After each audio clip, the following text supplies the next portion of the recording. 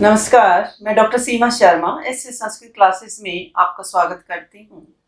इस वीडियो के माध्यम से हिंदी व्याकरण में सर्वनाम के बारे में आज हम जानते हैं कि सर्वनाम किसे कहते हैं, सर्वनाम शब्द का अर्थ क्या है और सर्वनाम के कितने भेद हैं।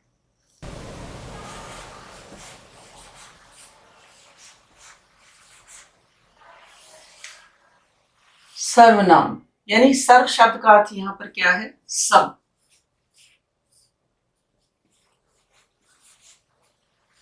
और नाम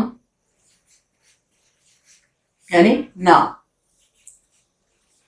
तो सर्वनाम शब्द का अर्थ क्या हुआ? सबका नाम।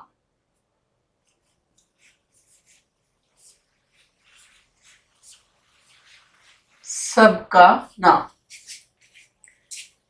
सर्व यानी सब और नाम यानी सबका नाम। सबका नाम। तो संज्ञा के स्थान पर प्रयुक्त शब्दों को सर्वनाम कहते हैं। सर्वनाम की परिभाषा क्या है? संज्ञा के स्थान पर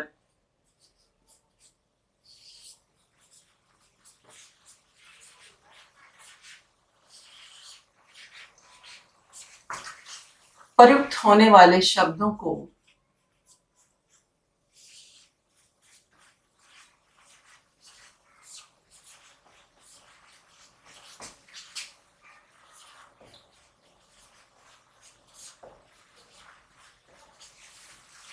सर्वनाम कहते हैं।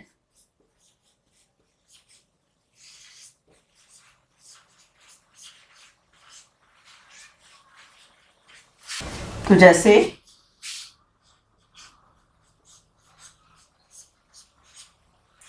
मैं, हम, हमने, तुम, तुम्हें, तुम्हारा, वह, वे,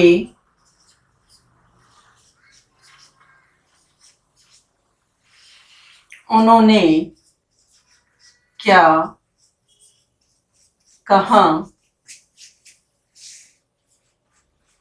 कौन,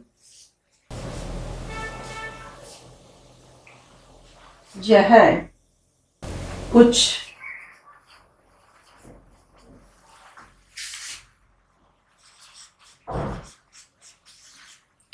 इत्यादि। तो संज्ञा के स्थान पर प्रयुक्त होने वाले शब्दों को सर्वनाम कहते हैं।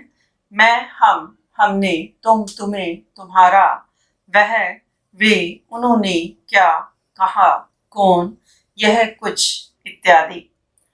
तो मैं और हम ये किसके लिए होता है? उत्तम पुरुष के लिए यानी फर्स्ट पर्सन के लिए।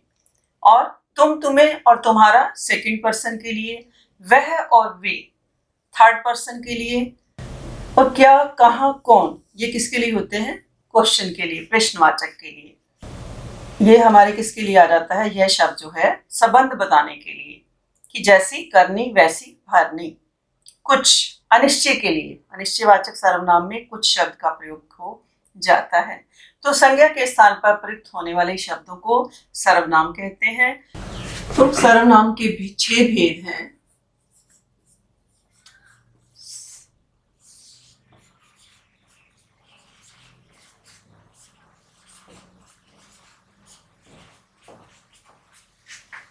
पहला पुरुषवाचक,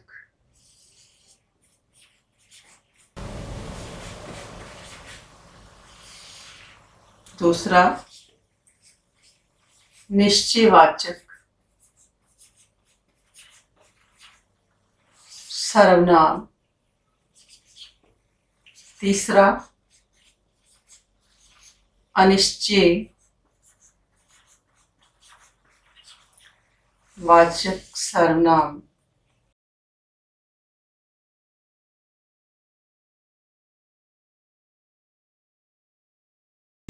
संबंधवाचक सर्वनाम।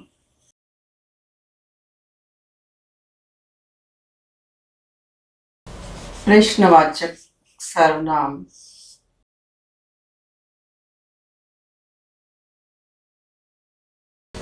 निजवाचक सर्वनाम। तो 6 सर्वनाम है ये। पुरुषवाचक सर्वनाम, निश्चयवाचक, अनिश्चयवाचक, संबंधवाचक, प्रश्नवाचक और निजवाचक सर्वनाम।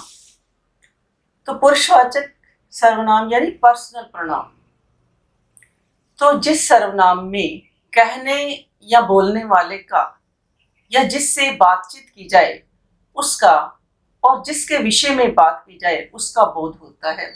यानी जैसे हमने यहाँ पर क्या लिखा, जैसे मैं शब्द है। मैं शब्द कौन है? कहने वाला। मैं शब्द क्या है? कहने वाला, बोलने वाला। मैं यानी कहने वाला, बोलने वाला। यानी मैं जो हमारा सर्वनाम है ये उत्तम पुरुषवाची सर्वनाम है, उत्तम पुरुष को बताता है। मैं कौन सा सर्वनाम है हमारा? उत्तम पुरुष।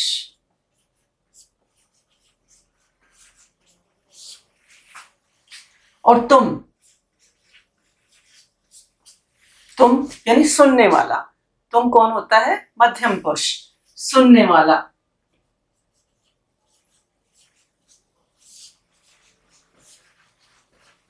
सुनने वाला यानी जिसको बात बताई जा रही है, जो बात को क्या है? सुन रहा है, सुनने वाला। और वह वक्ता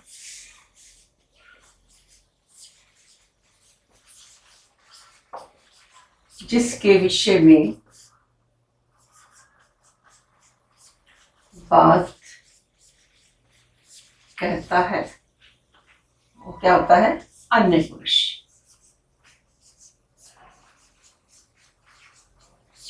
और ये क्या है? मध्यम पुरुष। तुम पुरुषवाचक सर्वनाम में भी 3, उत्तम पुरुष, मध्यम पुरुष और अन्य पुरुष। पहला उत्तम पुरुष, दूसरा मध्यम पुरुष और तीसरा अन्य पुरुष। उत्तम पुरुष क्या होता है? मैं, कहने वाला, बोलने वाला। यानी वक्ता जिस सर्वनामों का प्रयोग अपने लिए करता है उसे हम क्या कहते हैं? उत्तम पुरुष कहते हैं। यानी बोलने वाला जो है जब अपने जिन सर्वनामों का प्रयोग अपने लिए करता है उसे हम क्या कहते हैं? उत्तम पुरुष सर्वनाम कहा जाता है। जैसे मैं, हम, मैंने, हमने। जैसे मैं, हम, मैंने और हमने। तो जैसे मैंने क्या कहा कि मैंने खाना खा लिया, मैंने खा लिया। तो अपने बारे में वो क्या कहता है? वक्ता जो है क्या कह रहा है? अपने बारे में कह रहा है कि मैंने खाना खा लिया। या हम कल नहीं पढ़ाएंगे, हम कल नहीं पढ़ाएंगे। मैं आज दिल्ली जा रहा हूँ। जब कोई व्यक्ति क्या है कि अपने बारे में कोई बात करता है, अपने लिए करता है, यानी जिन सर्वनामों का प्रयोग अपने लिए किया जाता है उसे हम क्या कहते हैं? उत्तम पुरुष सर्वनाम कहते हैं। जैसे मैं, हम, मैंने, हमने। इसी प्रकार से तुम, सुनने वाला यानी मध्यम पुरुष। यानी वक्ता जो है सुनने वाले के लिए जिन सर्वनाम शब्दों का प्रयोग करता है उन्हें हम मध्यम पुरुष सर्वनाम कहा जाता है। यानी बोलने वाला सुनने वाले के लिए जिन सर्वनाम शब्दों का प्रयोग किया जाता है उन्हें हम क्या कहते हैं? मध्यम पुरुष सर्वनाम कहते हैं। जैसे हमने क्या कहा? जैसे तू, तुम, तुझसे। जैसे तू, तुम, तुम्हारा, तुम्हारा, तुम्हारे, तुम्हारी। तो वक्ता क्या करता है कि जब जो सुनने वाले के लिए जिन सर्वनाम शब्दों का प्रयोग करता है उन्हें मध्यम पुरुष सर्वनाम कहा जाता है। जैसे तुम, तो, तुम, तुझसे या आप आदि। फर्स्ट पर्सन बोल रहा है कि तुम कब आओगे, यानी उससे पूछा जा रहा है। दूसरा व्यक्ति जो सामने बैठा हुआ है उससे क्या पूछा जा रहा है कि तुम कब आओगे।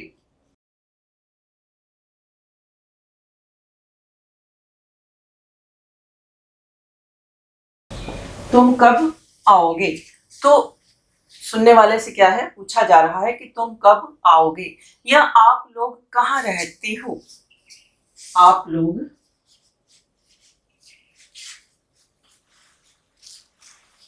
कहाँ रहते हो। तो यहाँ पर तुम और आप क्या है, मध्यम पुरुष है, सेकंड पर्सन है।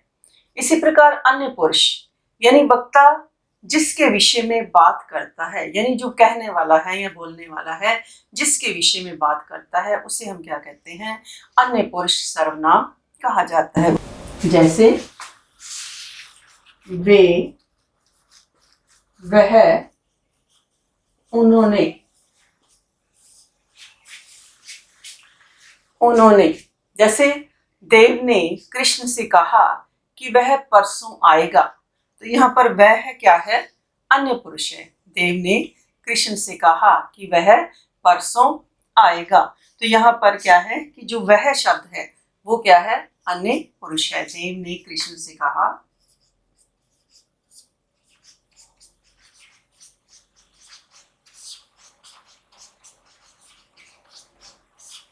कि वह परसों आएगा। तो यहाँ पर वह शब्द क्या है कि जिसके बारे में बात कर रहा है, कि देव ने कृष्ण से कहा कि अन्य पुरुष के बारे में बात हो रही है, कि वह कोई भी व्यक्ति हो, वह मतलब कि मोहन सोहन कोई भी व्यक्ति हो सकता है। तो देव ने कृष्ण से कहा कि वह परसों आएगा। तो यहाँ पर वह क्या है, अन्य पुरुष है। अन्य पुरुष सर्वनाम है। तो इन सर्वनाम जो शब्द है इनके हमारे रूप रचना भी होती है। जैसे संस्कृत में क्या होते हैं, एक वचन, द्विवचन और बहुवचन। हिंदी में दो ही वचन है, एक वचन और बहुवचन। जैसे जो मैं उत्तम पुरुष का जो कहने वाला है, उत्तम पुरुष का जो करता है, तो जैसे कर्ता ने कर्म को करण से संप्रदान के लिए अपादान अलग होने के अर्थ में संबंध काके की और अधिकरण में पर। तो एक वचन में क्या बनेगा, जैसे कर्ता ने यानी मैं, मैंने, बहुवचन में हम, हमने। इसी प्रकार कर्म में मुझे, मुझको, हमें, हमको, करण मुझसे, मेरे द्वारा, हमसे, हमारे द्वारा, संप्रदान मुझे, मेरे लिए, हमें, हमारे लिए, अपादान मुझसे, हमसे, संबंध मेरा, मेरी, मेरे, हमारा, हमारी, हमारे, और अधिकरण मुझ में, मुझ पर, हम में या हम पर। इसी प्रकार जो मध्यम पुरुष के जो रूप संरचना होगी कैसे होगी, कि तू, तूने, तुम, तुमने, तुझे, तुझको, तुम्हें, तुमको, तुझसे, तेरे द्वारा, तुमसे, तुम्हारे द्वारा, तेरे लिए, तुम्हारे लिए, तुझसे, तुमसे, तेरा, तेरी, तेरा, तुम्हारा, तुम्हारी, तुम्हारे, अधिकरण में तुझ में, तुझ पर, तुम में और तुम पर। और इसी प्रकार अन्य पुरुष में भी होगा कि जैसे कर्ता क्या कहता है, वह, उसने, वे, उन्होंने, उसे, उसको, उन्हें, उनको, उससे, उसके द्वारा, उनसे, उनके द्वारा, उसको, उसे, उसके लिए, उनसे, उनको, उनके लिए। अपादान में उससे और उसे, संबंध उसका, उसकी, उसके, उनका, उनके, उनकी, और अधिकरण में उस पर, उनमें, उन पर। तो ये हमने अब पुरुषवाचक सर्वनाम जाना, उत्तम पुरुष, मध्यम पुरुष और अन्य पुरुष। उत्तम पुरुष क्या है कि मैं, कहने वाला या बोलने वाला, इसमें हम, मैंने, हमने, तुम, सुनने वाला, मध्यम पुरुष। और वह जो है अन्य पुरुष जो है वक्ता जिसके विषय में बात कहता है, वह, वे, वह, उन्होंने, इस तरीके से। तो ऐसे संस्कृत चैनल को लाइक करें, सब्सक्राइब करें और शेयर भी करें। और यदि आप कुछ सर्च करना चाहते हैं, जैसे हिंदी में आज हमने सर्वनाम किया, तो सर्वनाम शब्द के साथ ऐसे संस्कृत लिखेंगे तो पूरा आप वीडियो देख सकते हैं। तो अगला है निश्चयवाचक सर्वनाम। दूसरा हमारा सर्वनाम का भेद कौन सा है, निश्चयवाचक सर्वनाम यानी डेमोन्स्ट्रेटिव प्रोनाउन। यानी जिन सर्वनाम शब्दों से नजदीक या दूर की वस्तुओं का निश्चित बोध होता है, उन्हें क्या कहा जाता है, निश्चयवाचक सर्वनाम कहा जाता है। यानी ऐसे सर्वनाम शब्द जिनसे नजदीक या दूर की वस्तुओं का या व्यक्तियों का निश्चित बोध होता है, उन्हें क्या कहते हैं? हम निश्चयवाचक सर्वनाम कहते हैं। इन्हें संकेतवाचक सर्वनाम भी कहा जाता है। निश्चयवाचक क्या है? संकेतवाचक सर्वनाम भी कहा जाता है। जैसे यह, वह, ये और वे। कि राम का घर यह नहीं वह है। राम का घर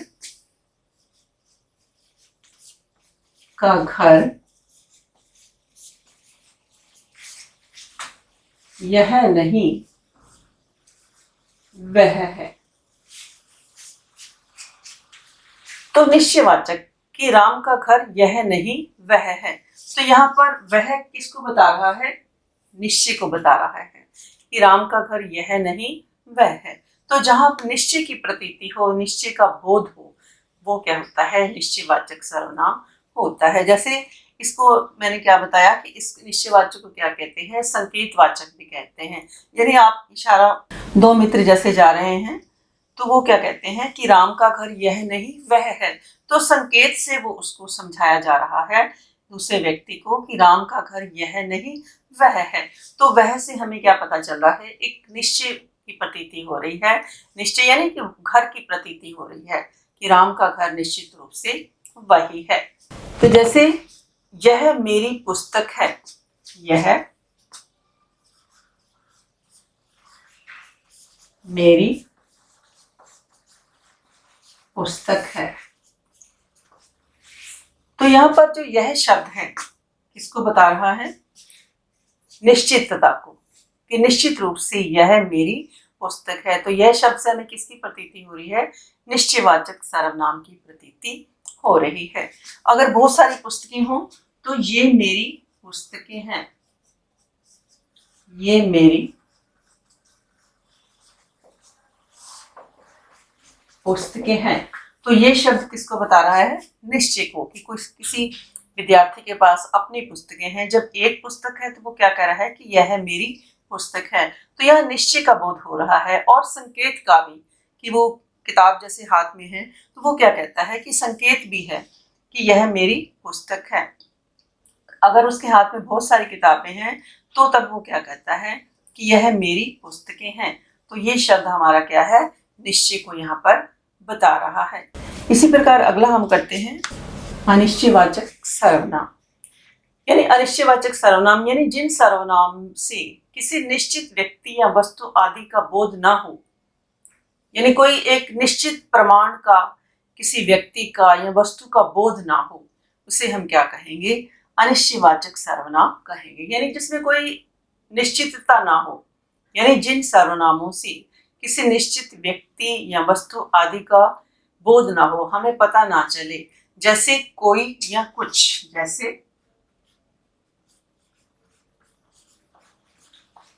कोई कुछ।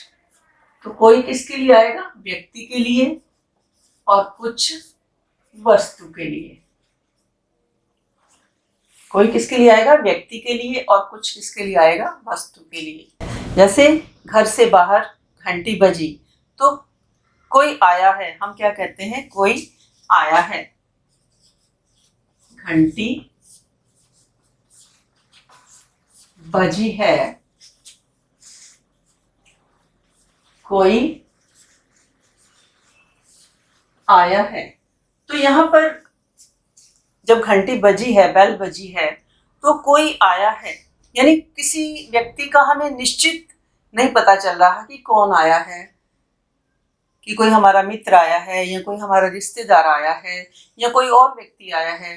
तो उस कोई जहाँ शब्द आ जाएगा तो वो क्या माना जाएगा? अनिश्चय। कोई शब्द किसको बता रहा है यहाँ पर? यानी अनिश्चित के लिए हम कोई शब्द का प्रयोग करते हैं कि जिसके बारे में निश्चय नहीं है, उस व्यक्ति का क्या नाम है, कौन है, कहाँ से आया है, क्या करने आया है। जब हमें ये पता नहीं होता तब हम क्या कहते हैं कि अनिश्चयवाचक, उसको हम क्या कहेंगे? अनिश्चयवाचक सर्वनाम का नाम देंगे, कि उसके बारे में कोई निश्चितता नहीं है। तब हम क्या कहेंगे? ये क्या है? अनिश्चयवाचक सर्वनाम है। इसी प्रकार कुछ शब्द कि दाल में कुछ पड़ा है, दाल में कुछ पड़ा है। तो यहाँ पर कुछ शब्द किसके लिए आया? वस्तु के लिए, कि दाल में कुछ पड़ा है, यानी दाल में कुछ कोई चीज कभी गिर जा सकती है, कुछ भी हो सकता है। तो कुछ शब्द किसके लिए आया? वस्तु के लिए आया, कि दाल में कुछ पड़ा है। कि क्या पड़ा है ये हमें नहीं पता चल रहा, तो तब हम उस शब्द का प्रयोग क्या करेंगे? कुछ शब्द का प्रयोग करेंगे। कोई शब्द किसके लिए आया? व्यक्ति के लिए, और कुछ शब्द वस्तु के लिए हमने यहाँ पर प्रयोग किया। यानी ये कुछ शब्द जो है संज्ञा के स्थान पर प्रयोग हो रहा है। यानी कुछ शब्द यहाँ पर क्या है? संज्ञा के स्थान पर, और कोई शब्द भी क्या है? संज्ञा के स्थान पर प्रयोग हो रहा है। क्योंकि संज्ञा, अगर कोई व्यक्ति, वैसे हमें पता हो कि घंटी बजी और राम आया है, तो अगर हमें नाम पता हो तब तो ये संज्ञा हो जाएगा, परंतु हमें पता नहीं कि कोई व्यक्ति आया है, तब हम उसे हम क्या कहेंगे? अनिश्चयवाचक सर्वनाम कहेंगे। इसी प्रकार कुछ शब्द भी क्या है? संज्ञा के स्थान पर यहाँ पर प्रयोग हुआ है। यानी दाल में कुछ भी हो सकता है, परंतु हमने क्या कुछ पढ़ा है, हमें पता नहीं चल रहा, निश्चित नहीं हो पा रहा कि उसमें क्या वस्तु दाल में पड़ी है। तो ये क्या था? हमारा अनिश्चयवाचक सर्वनाम, कि जिसमें जिन सर्वनामों से किसी निश्चित व्यक्ति या वस्तु आदि का बोध ना हो, जैसे कोई या कुछ। संबंधवाचक सर्वनाम, संबंध यानी रिलेटिव, कि जो सर्वनाम दूसरे सर्वनाम शब्दों से संबंध रखते हैं, इनका प्रयोग मिश्र वाक्यों के रूप में भी किया जाता है। जैसे हमने क्या कहा? जिसकी लाठी उसकी भैंस, या जो परिश्रम करेगा वह सफल होगा। जैसे हमने क्या कहा कि जो परिश्रम करेगा,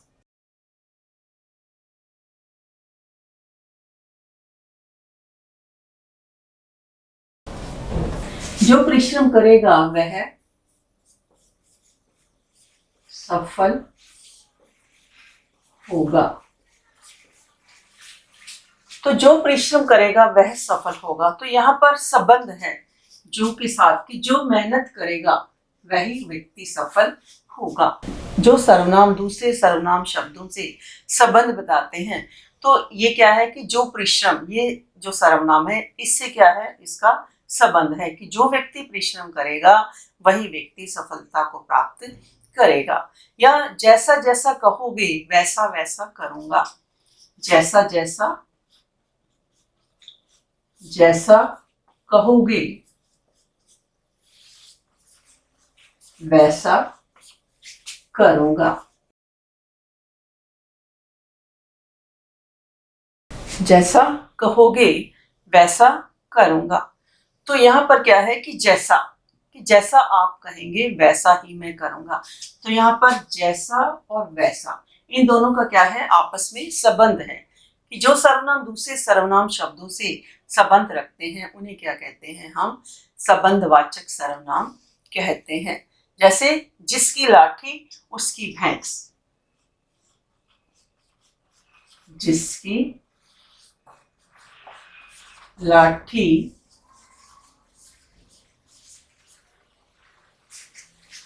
उसकी भैंस।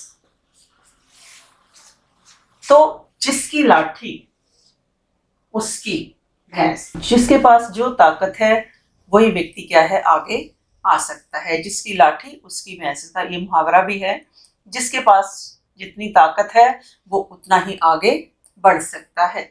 और इसी प्रकार जो करेगा सो भरेगा, जो करेगा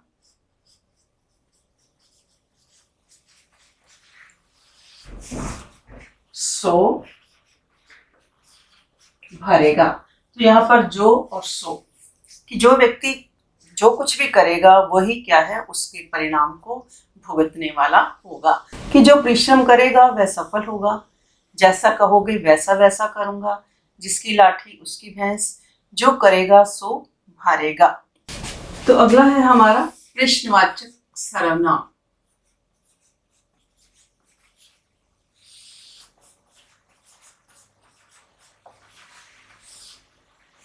इंटरोगेटिव प्रोनाउन, यानी जिस सर्वनाम शब्द से किसी व्यक्ति, प्राणी, वस्तु से प्रश्न का बोध होता है जैसे हमने क्या कहा कि कौन क्या, कौन क्या, जैसे कौन या क्या, कि बाहर कौन है, बाहर कौन है। इससे पहले हमने क्या किया था कि जब अनिश्चयवाचक सर्वनाम हम कर रहे थे तो क्या हमारा, मैंने वाक्य आपको समझाया था कि घंटी बजी कोई आया है, घंटी बजी कोई आया है, तो उसमें कोई क्या था, किसी व्यक्ति के बारे में हमें पता नहीं था।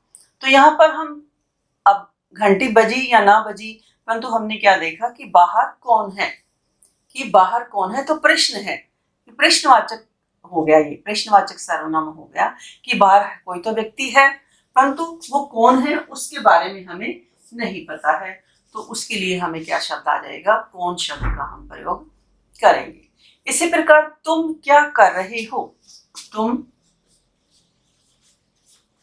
क्या कर रहे हो।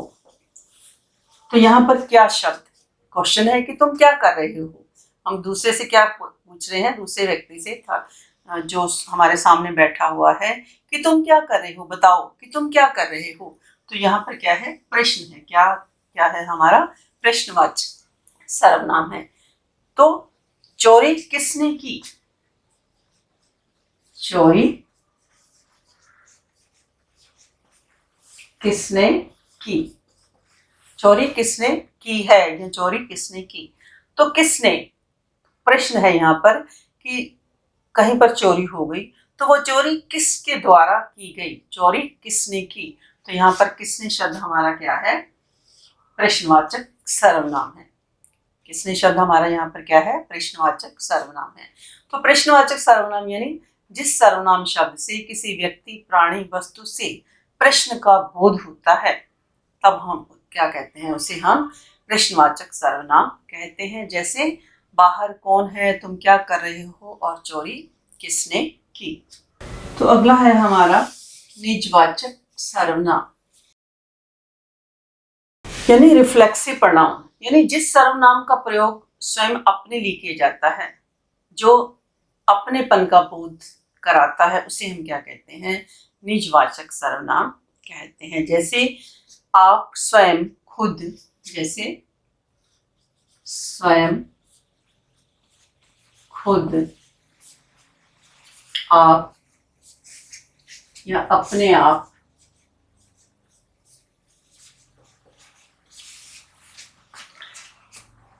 आप स्वयं, खुद, अपने आप, यानी मैं अपना काम स्वयं करूंगा, मैं अपना काम स्वयं करूंगा। तो जैसे मैं अपना काम स्वयं करूंगा, तो कोई व्यक्ति क्या है, किसी दूसरे व्यक्ति को बता रहा है कि आप रहने दो, मैं अपना काम स्वयं करूंगा। तो स्वयं शब्द हमारा क्या है, निजवाचक सर्वनाम है। वह खुद ही इधर आ गया, वह खुद ही इधर आ गया, यानी खुद माने कि खुद, स्वयं, निज, खुद का यहाँ पर मतलब क्या है कि अपने आप ही, वह खुद ही इधर आ गया। इसी प्रकार अब कोई व्यक्ति क्या कहता है कि मैं अपने आप चला जाऊंगा, मैं अपने आप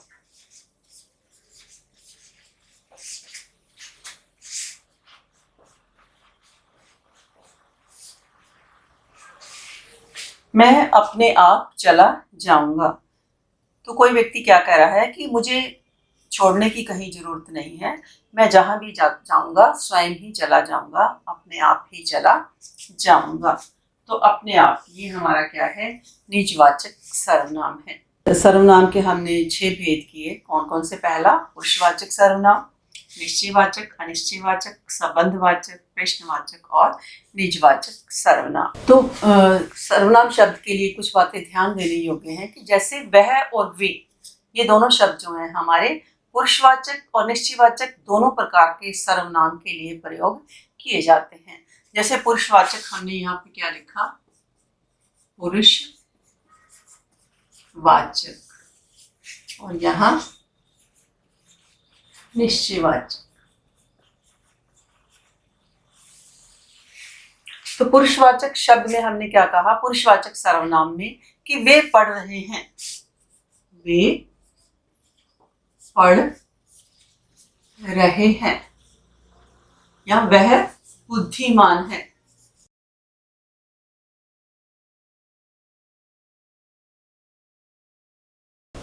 और निश्चयवाचक में हमने क्या लिखा कि वे मेरी किताबें हैं, वे मेरी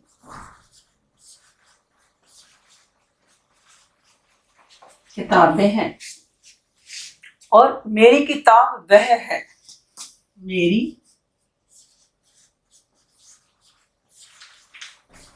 किताब वह है।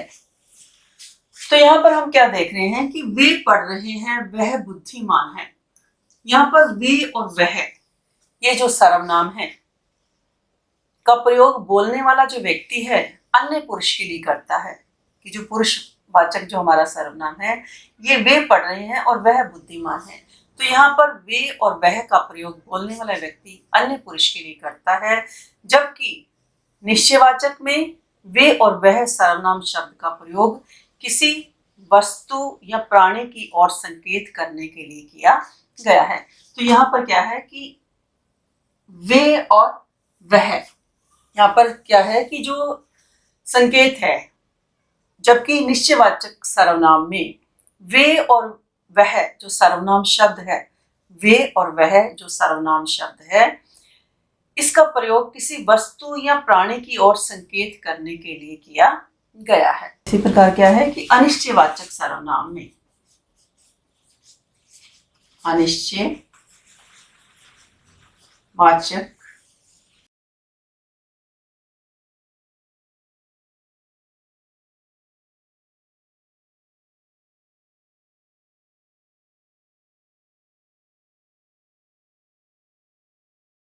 अनिश्चयवाचक सर्वनाम में कोई और कुछ में कोई का प्रयोग किसी व्यक्ति के लिए और कुछ का प्रयोग किसी वस्तु के लिए किया जाता है। ये मैंने आपको निश्चयवाचक सर्वनाम में भी समझाया है कि कोई का प्रयोग